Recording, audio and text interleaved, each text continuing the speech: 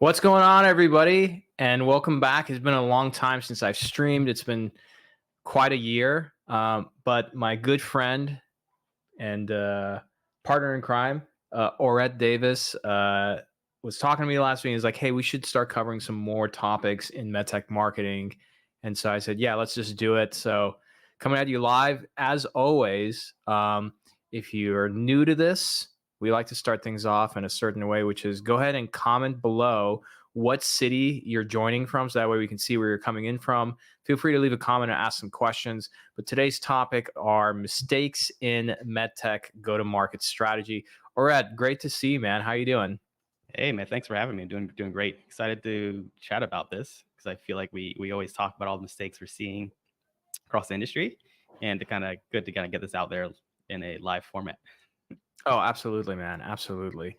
And so let me just put up the banner for now, just so people know what it is. We got people joining in now. Hey, everybody. Good to see you guys. Thanks for throwing some emojis up. We love when you hit that emoji button. Um, so, or like maybe we can kind of introduce topics. So, like, first of all, like, why do you think this is an important topic to cover right now? Couple of reasons why I think this is really important. One, clearly the market has changed, right? Funding has become a little bit harder to gain access to.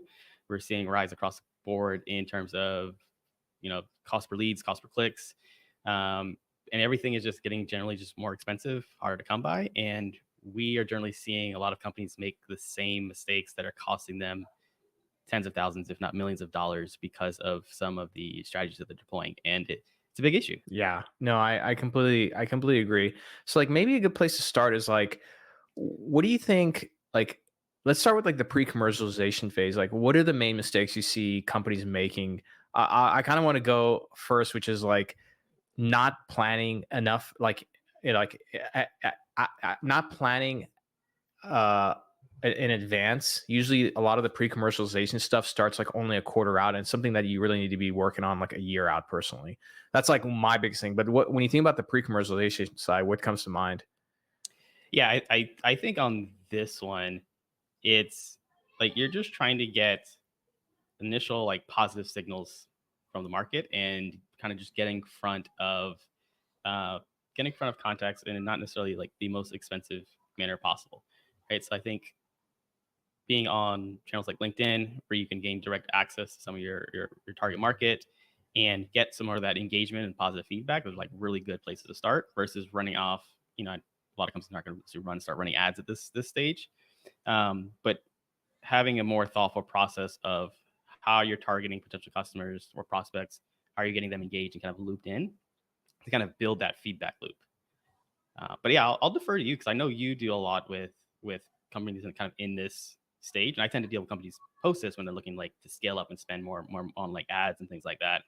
So I'm really curious, like, kind of what are you seeing when you kind of working at this stage? Yeah, I think like on my end, like one is in the pre-commercialization phase, like a couple of things that companies don't do. One is that they every company I've talked to in the pre-commercialization phase is somehow convinced they don't have a top of funnel problem. And I want to like be clear to people. And actually, I'll bring up a slide real quick that'll kind of emphasize like what I mean. Give me 1 second. Share screen window. Here we go. So like I think like where people make the mistake of thinking is like people think about a top of funnel problem, and really what's happened is that they're over here, and so they feel like, oh, like we're talking to like 5 or 6 or 7 different like health systems or hospitals, etc. Like we don't have a top of funnel problem. The problem is that this early phase of the market like dries up rather quickly. And usually when the companies start freaking out is that this is sort of dried up, and now they're trying to start moving over here to the right side. And now they think they have a top of funnel problem where they've already had a top of funnel problem. And I think that that's the one of the biggest things that I see companies make the mistake around is that they they perceive the top of funnel as something that you do when you do a full-on commercial launch, but it's something they have to worry about from the very beginning, because top of funnel is not necessarily the time where you're thinking about conversions of leads. This is like, how can we get the attention of the market and start educating them to start moving the right people through the funnel? And that has to be started from day one, you know? I think a lot of people, they start at bottom of funnel and think that that's their top of funnel, you know? Yeah, we see this a bunch where everyone wants to immediately jump towards booking the demo, booking the sales calls, booking the meeting, and trying to sell devices, and they are maybe 5 steps removed from being at that point. And then something else I'll bring up, kind of when you brought up that curve there, the adoption curve, is at those very early stages, a lot of companies rely solely on referrals, right? Like they are getting introductions from their investors, from the founders, from the early sales team, and very quickly those leads, those contacts run out, and at that point, those companies like scramble to find the next set of contacts, partners, whatever it may be, because they've only relied on the referrals before that, and they scramble to figure out the sales motion, scramble to figure out the marketing motion. Um, and like I said, it's something that needs to be thought through and developed much earlier on. 100%. And this is part of like why like I think where things start to go awry, which is they think they don't have a top of funnel problem, but the moment they start saying like, okay, we need to expand beyond this like limited market release, now they're like, oh, we do have a top of funnel problem, and then rather than actually solving that top of funnel, and this all usually comes from the CEO, there's this push of like, okay, let's just do more lead generating, which is more bottom of the funnel. They spend money, they don't get the results they want, they're wondering why this is an issue. Simultaneously, what a lot of CEOs end up doing, which used to work 10 years ago, not as much anymore, is they go hire a VP of sales and like, hey, let's hire like 5 or 8 or 10 reps who have this like great network and can get us into these hospitals. And a lot of these reps don't actually have the leverage that you think they do. And it's mainly because it's not just the doctor who needs to be able to bring the technology into the hospital, right? It's a lot more of a complicated process. And so now your organization is out half a mil to a mil in salaries and investments of like bottom of funnel lead gen that's not going to work because you have a top of funnel problem, and then salespeople who you think actually have the Rolodex to get you into these places and they don't. And a lot of times, when you're dealing with human beings, there's always a bias about who you think should be the right adopter versus my thing is how do you use marketing to solve for that problem? Because if you talk to every single company, the best adopters are usually not the people they think of, right? It's usually, a surgeon or hospital they never even thought of. But the way you solve for that and lower those acquisition costs is through marketing, right? Not hiring salespeople in a sales force, you know? Yeah. Yeah, it's marketing is basically sales at scale. But really, how I always look at it is the role there is to educate, bring awareness to the market. But the real work is on trust, right? Like there's a lot of trust building that needs to happen, not only with all the kind of the buying committees that need to happen within a hospital or sales organization, but having those assets on the back end that take people through those journeys, right? That answer those objections, answer those questions. And we often see that companies they may get that big lead in or whatever, they scramble on the back end and lose out on the nurturing process. Like we've seen all the times where a hot lead would come in or hot dealer would come in and it stalls. No progress, no contact has been made for 3+ months other than, hey, have you reviewed this? Have you checked on this? Or we're waiting for XYZ person to do X, Y, and Z. And there's nothing to keep the conversation going. There's no social proof. There's no case studies. There's no back end collateral that keeps the conversation going. Yeah, and something you just made me realize is because I'm constantly having this like deep reflection as to like why is my industry the way it is, right? I think part of the reason why is on the product development side. To produce and develop a medical device, you can't MVP it technically. I mean, to some extent you can, but you have to. There's a lot of checks and balances you have to do, including the regulatory, and so Yeah. that makes sense on the product development side, right? But then that's transferred, I think, over to the marketing and sales side, where it's like, okay, we need to, do all of these things, and you're making a lot of assumptions on things that you don't really know because you haven't interacted with the market yet. When in reality, it's kind of like the whole purpose of the marketing function, the go-to-market strategy, in my opinion, is like you have some hypotheses set up and you solve for problem number one, which is like, how do we get attention and Yep. get people to lean in? Then you start worrying about, okay, like these are the things that are going to work to move them forward. Um, and then I think what ends up happening is that like companies don't do that, and they just focus purely on that bottom of funnel action, because it's tactical. It feels like busy work and you're getting stuff done. And the problem is that you can spend a year doing that and you don't, you can lose money and make the money back, but you don't make your time back, you know? Yeah, that's true. It's funny. You talked about like the product life cycle and how things need to be very structured and I'll call it safe, which absolutely they need to be. On the marketing side, I'm always a fan of pushing boundaries, and this whole concept of like and we've heard it before in the B2B marketing world. B2B marketing doesn't need to be boring, and neither does MedTech marketing. Right? It doesn't need to be boring. It doesn't necessarily need to be I'll use the word safe here, but form within these bounds. And I think part of that is like you said, developing the programs, the initiatives to build trust, build awareness that drive engagement, and bring people along a true buyer journey. Yeah, 100%, 100%. And like, I'll give you, I like to try and show some love to companies that have done a good job. Ooh, One who of you have? them, yeah, one of them, just because it comes from the robotics world. And this company a few years ago, I think, was really struggling, but their new CEO has done a phenomenal job, like in my opinion, turning things around and changing the company. And then their marketing team, I send their marketing team a message. I'm like, hey, I think you guys have done a great job. So that's Think Surgical. I'll pull it up right here. Let me see.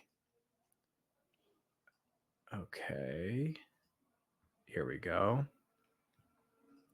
So I'll give you an example of why I think they've done a good job. So um, here we go, and perfect. So Think Surgical had this new product come out called the T Mini, and let me see if I can pull up a photo of it. Let's see. There it is. So it's essentially it's a robotic, handheld robotic, Jill. It's really interesting.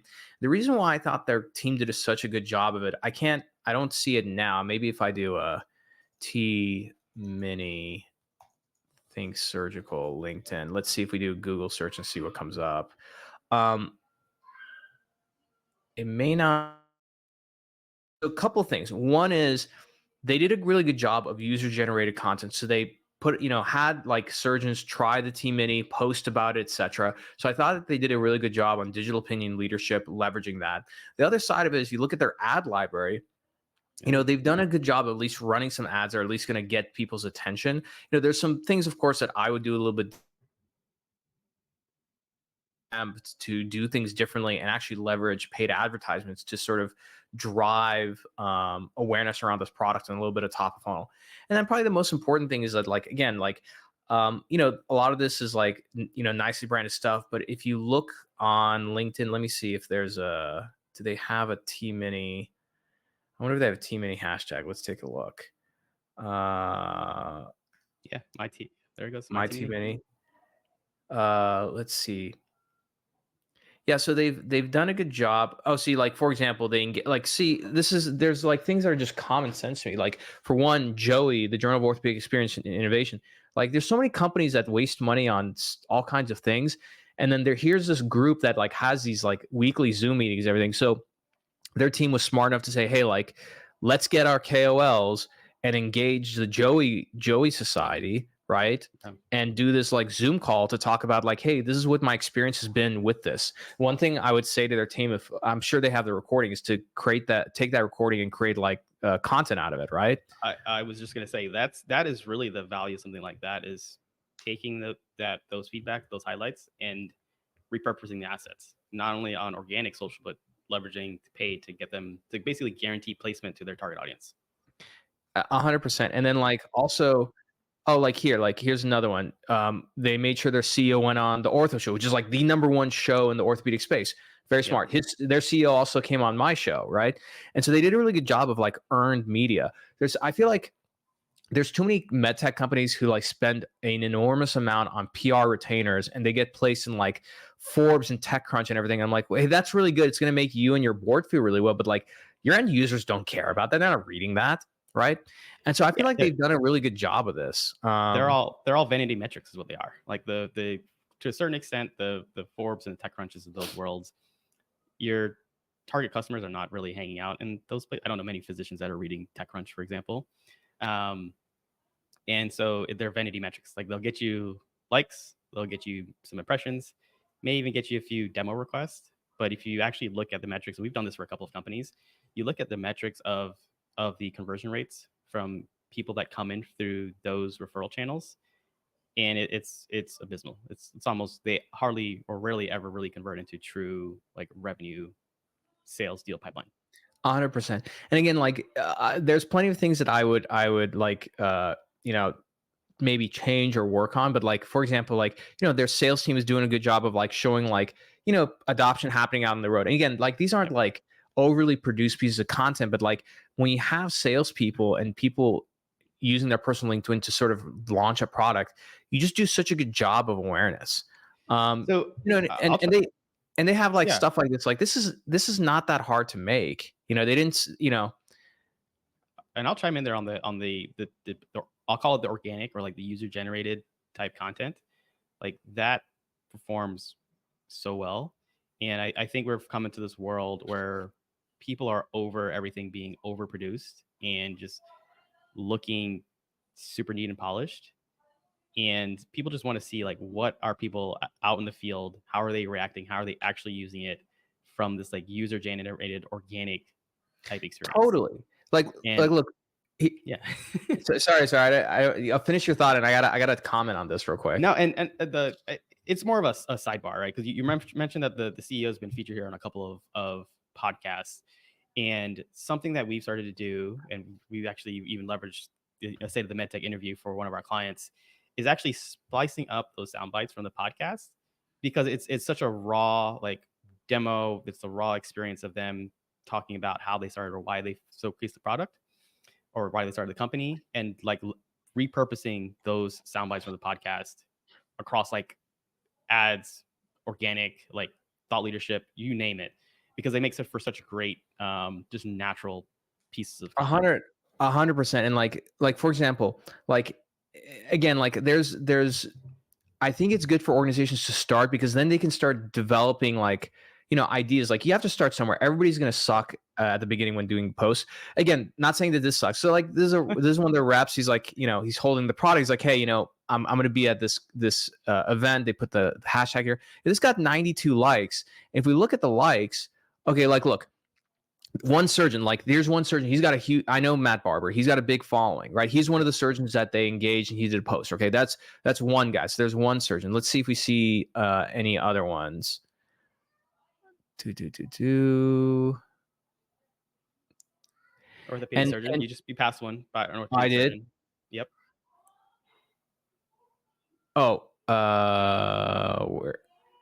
You probably scrolled past it, but Yeah, I probably scrolled past. So we got okay. So two surgeons. Let's see if we have any more.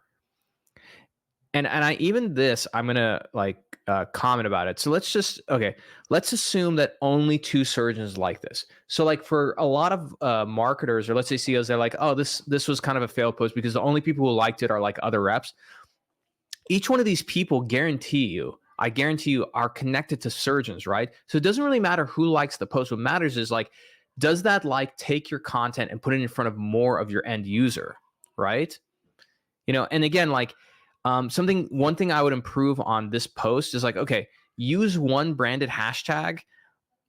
These AUKUS, this is a conference hashtag. That was a good idea. One thing I would have done is to come up with like a few other hashtags that are more mainstream. So like orthopedic surgery is one, orthopedics is another one, that puts this content on the main hashtags that are being followed by surgeons, right? But again, they've just done a really good job of it, right? Again, and I kind of like that, everybody, at their companies finding like, sort of creative and unique ways to, post about the technology, right? yeah, that's great. See, like this, Yeah, like come see like, see, I love that. Like again, it doesn't have to like MedTech doesn't have to be boring, and so like the fact that they've put in this effort and everything. And again, granted, they're being sitting from my side, there are things that I would do to tweak this to amplify and scale it more.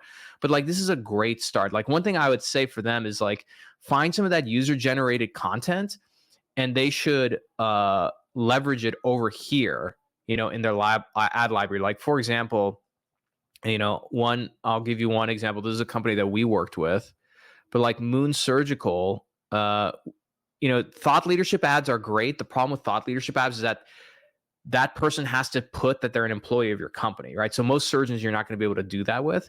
But what we did was we took a screenshot of a post that we worked on with this surgeon. So surgeons would see this post when they click to learn more, it drives the traffic to the original post, right? And of course, like this number down here only continued to go up as more surgeons engaged with, because LinkedIn's algorithm was like, oh, this post is getting more traffic. Let's put it in front of more people. That's probably the only thing I would say for Think to do differently. What would you what would you say for them to do differently if you had any advice for them?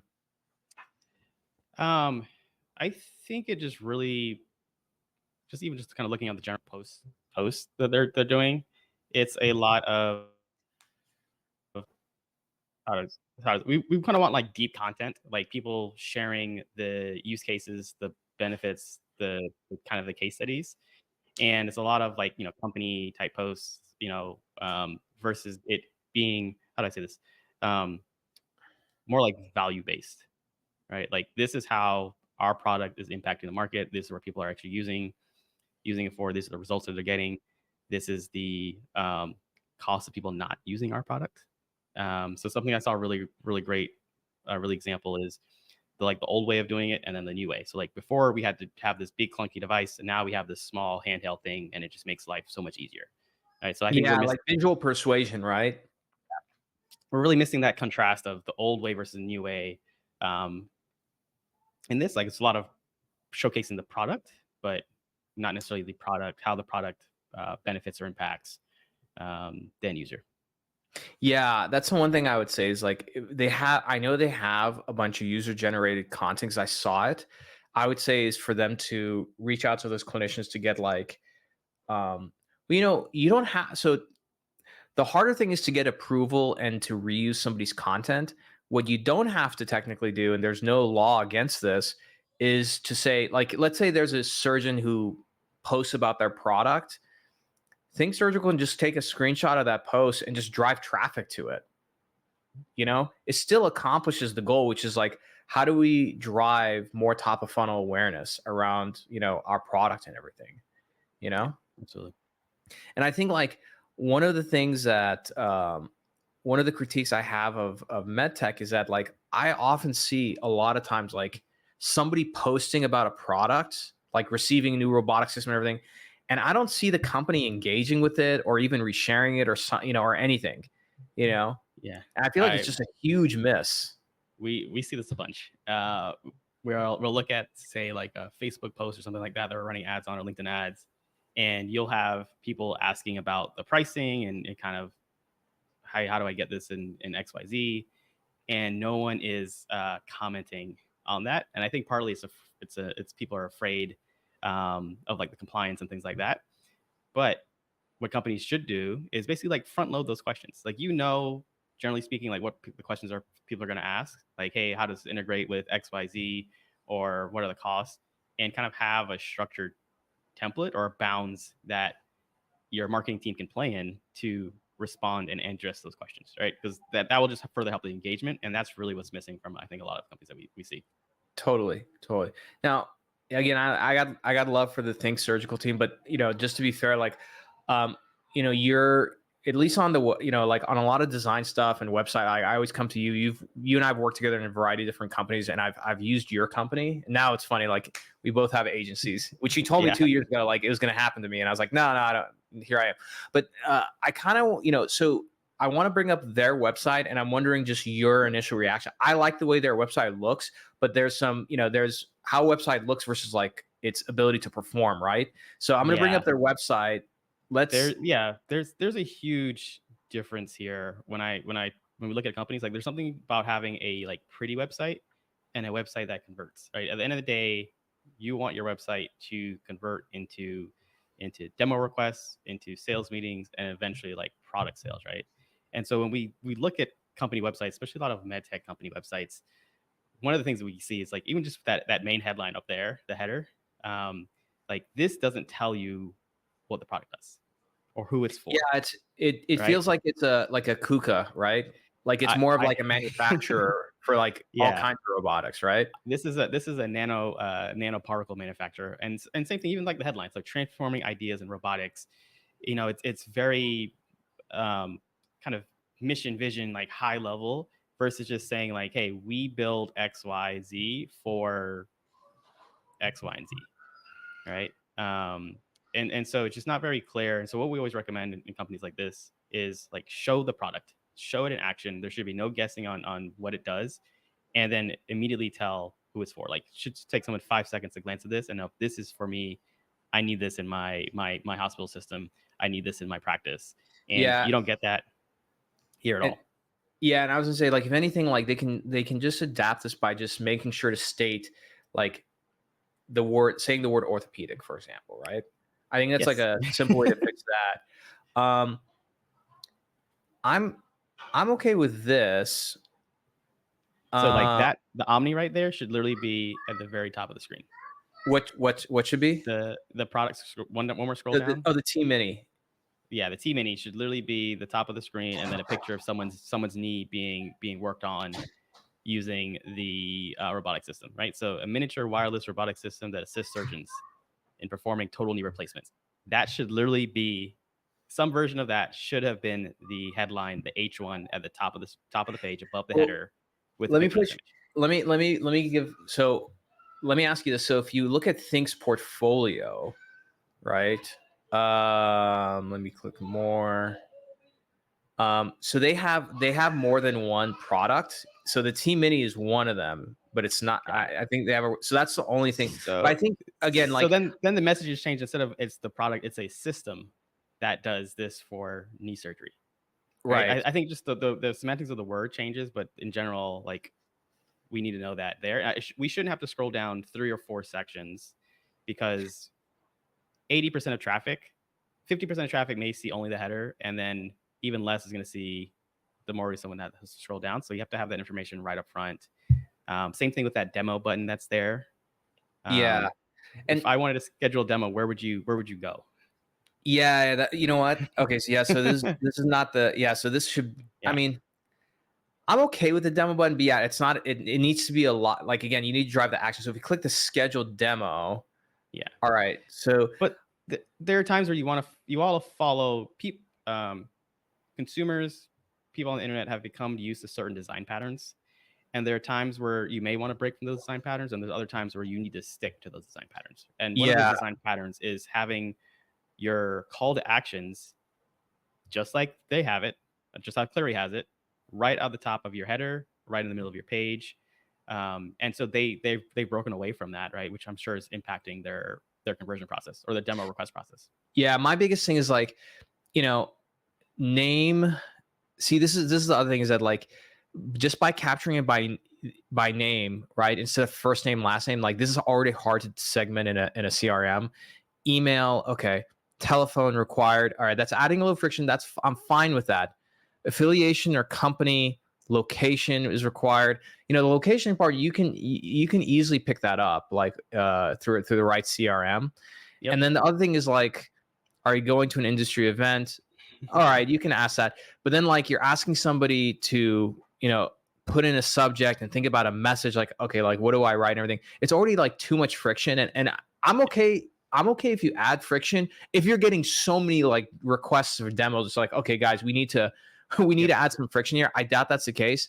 And again, like, what's the best way to contact you? It's like both. Do both of these things. Um, Yeah, and and then then like you even don't have to have these like sign up. That's the one thing I would say. yeah, and then the other, just if you scroll back up, one of the big things that we're a big fan of on demo request pages is outlining what a prospect can expect from the meeting and what they will get from the meeting. Right? So Right. it's like, hey, this is going to be a 15 or 30-minute demo.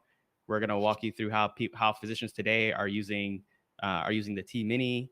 We're going to walk you through the latest advancements in robotic assisted surgery, and you're going to walk away with like these 3 things. Like that way, even if the product's not a fit for you, you're going to come away from this meeting with some great value, Yeah, right? and then like let's I mean look, while we're in here, let's have a little bit of fun. Like I like the I like the image. Let me see. Let's just actually here. I'm gonna create a new design. Let's go to LinkedIn post. Let's just post this thing in here and see what we got. So like, I think this is good. Uh, you don't need the logo here. You already got like you already have a logo like that. You don't need to do another one there. So I would get rid of that. I think what I would do also if I were to edit this image, let's see if I can do this here. I would lighten this up. I don't know if I can do that here. Yeah, but I Uh, would let me I do a just I background ju- remover. I just realized that those are knees basically, like knee, um, Oh, right? knee Those are implants? yeah, those knee implants, correct? Yeah, so I think Okay. also like if these are going to be knee implant, you want to make it because again, think about it like this, and this is my like advice is that if you're scrolling as a surgeon, like you're scrolling really fast, most of the things in here because they're superimposed and everything. If you're scrolling fast, it's not obvious what that is versus like you know, I'm gonna like okay, this is actually a good ad. I think. Yeah. I think Yep. this is good. That's a good one. That's a The solid one. Yeah, logo could be smaller and the font should be bigger to emphasize like what Yeah. essentially it is. Don't need the logo, don't need any of that. But I think this is great because immediately an orthopedic surgeon who's scrolling, like you immediately know what that is. You're like, oh, that's a drill and that's like a knee. Yep. That's a great ad. This one is good. I like the implant choice, but I would make this more bold, right? If you're trying to drive a question, right? Um, this is a great question. I like that. So I would like focus more on this and then like, maybe instead of putting the products here, putting it off to the side a little bit and making like one main implant, like, or put like a bunch of these implants side by side. So like if you're scrolling, a surgeon's like, oh, those are knee implants, right? Yes. Because the question is about knee implants, right? Yep. you know so but again, like main thing I want to say is like I think their team is doing a good job. Their team is trying, right? And the fact that they're trying here, this is it's levels above what a lot of other companies do. And I just want to encourage their marketing team, which I'll send this to them so they can check it out, to kind of keep iterating on what they've already developed, right?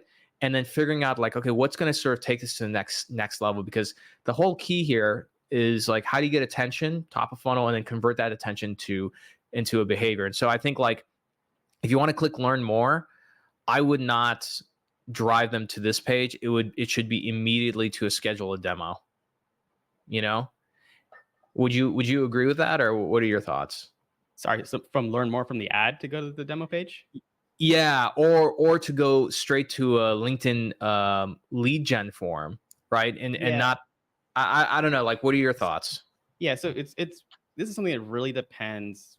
Going back to like the buyer customer journey and the stages that they're in, right? So and how they've structured their campaign structure, for example, right? So if this is completely cold traffic, it might make more sense to bring them to a true like learn more page where it outlines the product, compares it to the old way versus the new way, kind of outlines some of the objections, and then to an opt-in or demo page.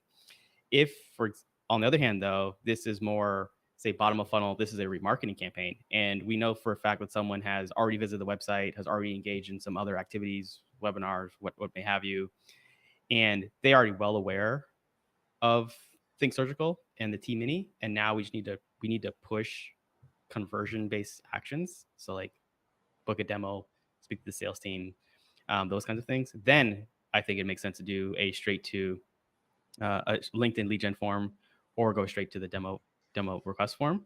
But like I said, it really depends on where prospects are, where leads are in their overall buyer journey. And we talked earlier about companies doing bottom of the funnel, straight to bottom of the funnel marketing.